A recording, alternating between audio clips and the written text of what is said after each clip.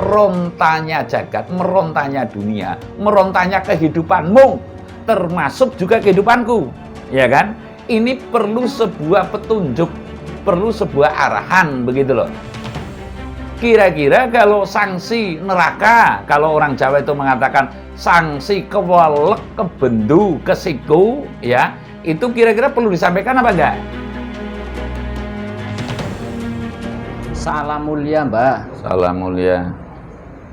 Ini akhir-akhir ini nggih, seiring dengan video panjenengan itu saya jadi bertanya-tanya ini, Mbah. Bahwasanya apakah ramalan itu kalau di istilah Pulau Jawa itu apakah itu pamali atau pantang begitu? Istilah orang agama Islam menyebutnya ya apakah ramalan itu haram. Dan lalu banyak yang menyampaikan juga bahwasanya menyampaikan kejadian atau fenomena alam sebelum peristiwa tersebut terjadi sama saja dengan mendahului kehendak Tuhan, begitu Mbah. Nah, saya jadi khawatir ini dalam artian apakah iya yang disampaikan panjenengan itu kategori mendahului kehendak Tuhan, begitu Mbah. Lah lalu kalau memang mendahului kehendak Tuhan, bagaimana akibatnya, begitu Mbah. Ini sepertinya kita perlu sharing dalam artian yang disii kerso atau yang mendahului kehendak Tuhan itu yang bagaimana, yang ilok itu yang bagaimana, yang ora ilok itu yang bagaimana, yang tidak diperbolehkan itu yang bagaimana, begitu Mbah. Mohon wedarannya, matur nembah nuwun.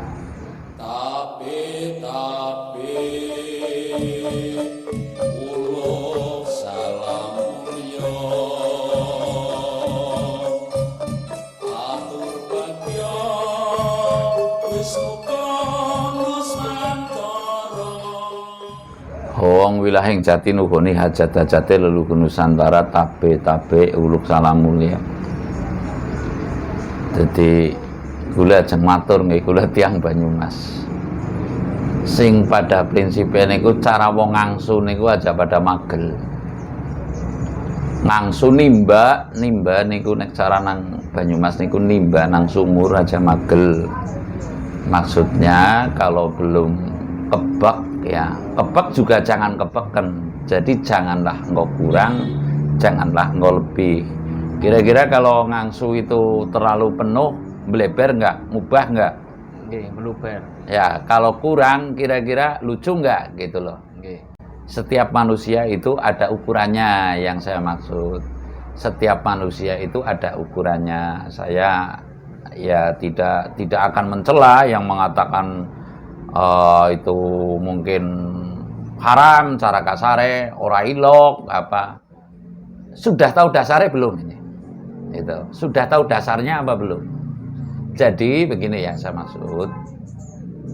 Sapa sing wenang menyampaikan nubuat.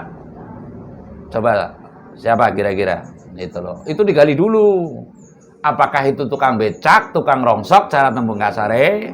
Apakah itu taruhlah pedagang gitu loh. Jadi masing-masing itu mesti gitu. Untuk apa disampaikan kan seperti itu. Kepada siapa menyampaikan, untuk apa disampaikan.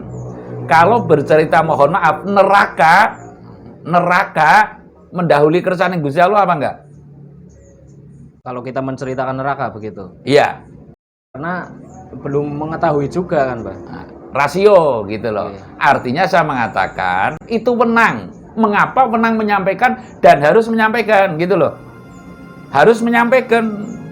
Nah, saya mengatakan intinya sopo sing wenang menyampaikan nubuat. Itu cara bahasa kiai saya, kuwi ya kaum sufi, kaum sufiyah, kaum tasawuf, kaum sufi pokoknya yang artinya wis ora keguh, wis ora keguh marang pepaes dunya, wis ngerti dununge urip dari mana, sekarang di mana, dan akan kemana. Lah ini yang dikhawatirkan justru akan kemana, nggak bisa sampai begitu loh. Artinya yang mengatakan ini orang kang wis mungkur ing kadunyan kuwawa nahan hawa ngekes dur angkara murka akan dipatangkan manakala grubyuk ora ngerti rembug ya dina-dina kerjane kowe mung mabok utawane paling ngrungokna suara orang, artinya apa ya, ngaji mendengarkan gitu loh, hanya mendengarkan tapi tidak melakoni ya. Iya adol jare kulak ndean, artinya gong pecah ditabuh monene jer. Jika yang menyampaikan, mohon maaf para kaum yang telah linuwih cara anunya, kan ada itu istilah kiai langitan gitu loh, kaum khos secara kasare, kaum terkhusus inilah yang menang menyampaikan. Bukan berarti saya ngaku kaum terkhusus, artinya orang yang bisa, mohon maaf ya, berkata-kata dengan alam selain alam manusia seperti ini, begitu loh. Dengan kata lain, cara bahasa saya mengatakan adalah kang wus wikan manjing alus. Artinya weruh jin ya ora jere, tapi weruh betul gitu loh. Ya, yang namanya mohon maaf malaikat ya weruh betul gitu loh. Maka dia menang menyampaikan yang demikian lah. Ini intinya siapa yang menyampaikan, lalu kepada siapa menyampaikan, gitu kan? Kepada siapa menyampaikan, ya otomatis kepada yang perlu disampaikan, gitu aja loh. Yang perlu disampaikan artinya saya ya mohon maaf apabila terjadi sanggahan dan dia belum tahu dasarnya itu menyanggah, ini belum bisa membaca loh. Ini dasarnya apa? Itu bisa dilihat dari segi bahasanya, Mas. Dari segi bahasanya. Contoh, saya akan dulu pernah mengatakan bumi wulu geni. Tunjukkan jari manusia yang bisa mengatakan bumi wulu geni.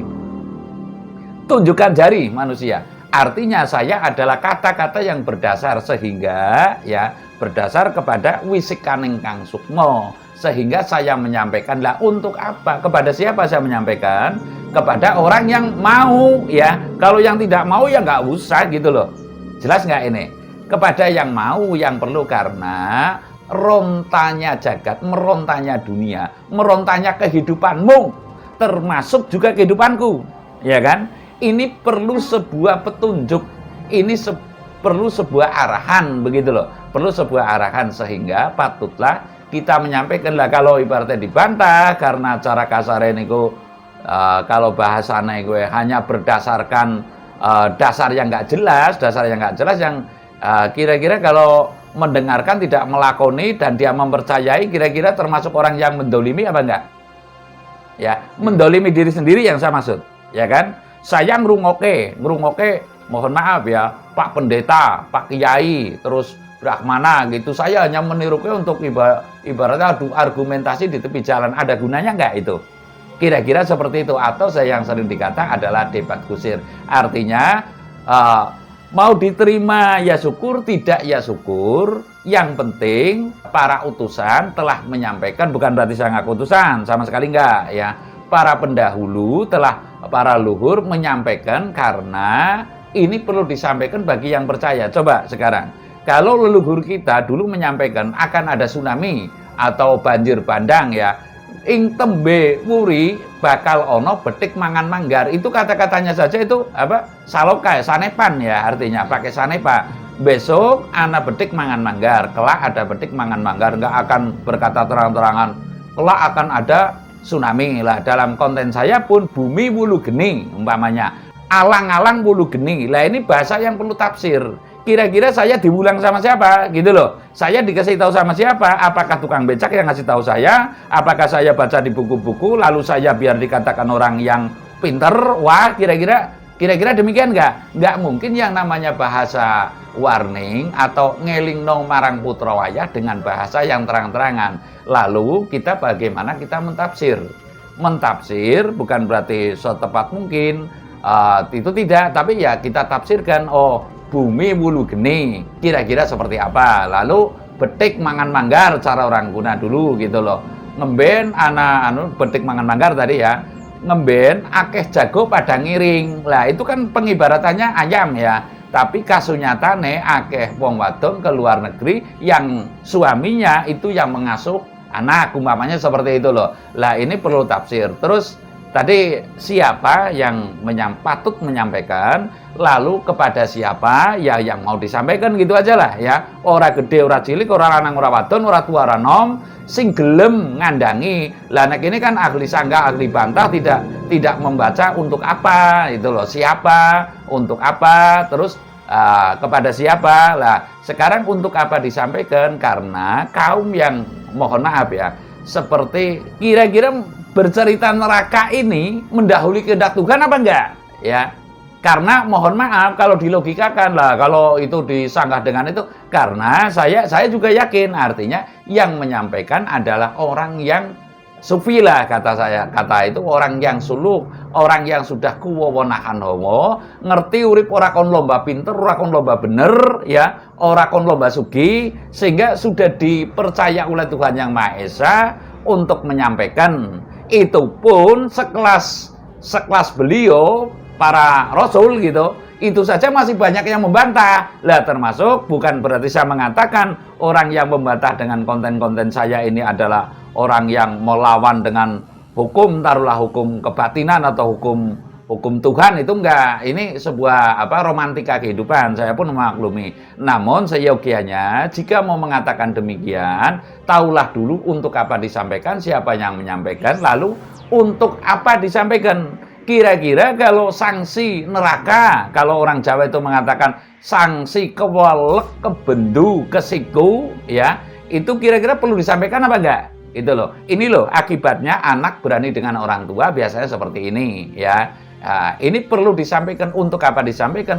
Agar kita itu irip-irip tahu batas, tidak melampaui batas, begitu loh. Sehingga perlu untuk apa disampaikan. Itu yang jelas siapa yang menyampaikan, ya, kepada siapa menyampaikan, untuk apa disampaikan. Tiga saja itu. Nanti kalau kepanjangan malah lebih bingung lagi. Siapa yang mengatakan, ya, lalu kepada siapa mengatakan, ya, untuk apa dikatakan, disampaikan, begitu loh. Jadi yang saya maksud artinya, mohon maaf, saya kiranya tidak pernah mengatakan pasti. Lalu yang lebih lagi, yang lebih caranya ada sanksi. Ini saya nanti akan bercerita kepada sanksi, ya. Sanksi para peramal, gitu aja lah. Sanksi para peramal seperti apa gitu. Yang paling pantang sekali dari semua ini ada kata yang memastikan, ya, seolah-olah gitu dia jadi Gusti Allah. Lah ini pamalinya berarti dia ngembari itu apa namanya? Menyamai, ya, menyamai kekuasaan Tuhan Yang Maha Esa. Ini yang paling pantang. Selagi tidak menggunakan kata pasti, ya, niscaya masih ada pengampunan karena tidak ngembari panguasaning Gusti kang murbeng dumadi. Artinya kalau melihat hal-hal yang seperti, ya, saya lah beramal gitu aja lah, saya dianggap beramal nggak apa-apa. Itu dilihat dulu yang saya maksud menggunakan kata pasti apa enggak, gitu loh. Menggunakan kata pasti apa enggak. Lah kelihatannya saya belum pernah dengan mengatakan kata pasti gitu. Itu pun tetap pakai bahasa Saloka. Akan ada longsor bawah laut, cara kasare dimungkinkan, kan saya mesti dimungkinkan lah. Saya menyampaikan intinya agar kewaspadaan bersama lah. Kewaspadaan bersama apa, kita keliru mengajak kewaspadaan bersama. Dan lalu akibat dari semua ini biasanya, mohon maaf semaaf-maafnya, kalau menggunakan kata pasti seolah-olah hanya pingin sohor termasur taruhlah, biasanya mohon maaf tapi uluk salam mulia, semoga itu juga tidak akan menimpa kepada saudara-saudaraku. Dan ini juga saya menyampaikan demi pengetahuan bersama bagi yang mau mengetahui, yang enggak masalah itu. Itu biasanya mohon maaf semaaf-maafnya kepada siapapun yang telah kembali ke sana gitu, atau ke pus praloyo, ya, karena ulahnya itu biasanya sanksi ini mati nih sinendal mayang. Nah, akibat dari semua itu matinya sinendal mayang. Sinendal mayang saya juga akan tidak menyampaikan lah. Ya mohon dipahami sendiri. Nanti saya dianggap mendahului kersa juga. Biasanya kepus praloyo, berkata mati saja sebenarnya kan pamali itu, ya. Kepus praloyone sinendal mayang, begitulah. Jadi sekilas saya mengatakan, saya niscaya akan selalu membatasi diri saya dalam menyampaikan, ya, dalam menyampaikan. Intinya tidak menggunakan kata pasti dan saya selalu berdasar apa yang saya sampaikan. Intinya saya menyampaikan berdasar daripada wisikan untuk kewaspadaan bersama menuju ke arah kesempurnaan hidup sampai dengan kesempurnaan mati, gitu aja lah cara gampangnya. Sekali lagi, saya tidak akan pernah menggunakan kata pasti, tapi saya menyampaikan berdasarkan ulah keridaning rasa saya, gitu aja lah. Atau ya ulah keridaning rasa saya yang bisa tembus 1-2 kali cara kasih ke alam yang bukan seperti ini, lalu saya menyampaikan. Jadi saya pun mohon maaf manakala ibaratnya membuat risih atau membuat, saya mohon maaf, tapi semurni niat saya adalah kita mewaspadai diri kita jangan sampai terjerumus kepada hal yang tidak sesuai dengan kehendak diri kita dan kehendak Tuhannya, lalu kita bisa hidup sempurna dan kita bisa sampai kepadanya dengan sempurna. Saya rasa demikian. Terima kasih.